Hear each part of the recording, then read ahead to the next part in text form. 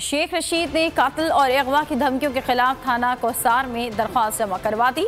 शेख रशीद ने कहा है कि उन्हें कई रोज से कातिल और अगवा की धमकियां मिल रही हैं। मुताल्लिका इदारों को भी धमकियों के बारे में आगाह कर दिया है।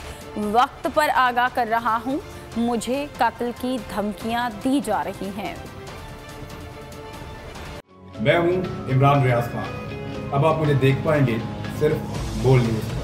इमरान रियाज खान साहब जो हैं वो बोल फैमिली का हिस्सा बन गए हैं। बड़े अरसे बाद किसी चैनल ने हौसला किया है, तो मुझे ऐसा लगता था कि हमें बोलने की इजाजत नहीं मिलेगी, लेकिन बोल ने डिसाइड किया कि बोलने की इजाजत वो लेकर देंगे। मुझे बोल की एक चीज बहुत अच्छी लगी कि बोल ने कैटेगोरिकली कहा कि जो करना है करो, हमने अपना कोई बंदा नहीं निकालना।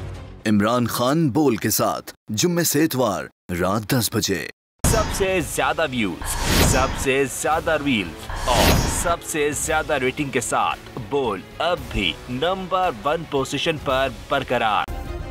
सब्सक्राइब करें और बेल दबाएं ताकि कोई खबर रह न जाए।